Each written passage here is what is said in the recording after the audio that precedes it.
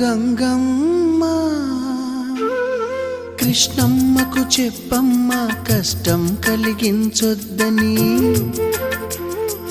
యమునకు చెప్పమ్మ సాయమునకు వెనకాడొద్దని,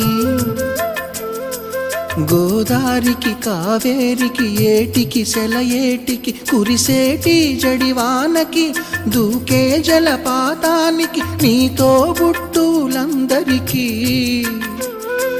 చెప్పమ్మా మా గంగమ్మ.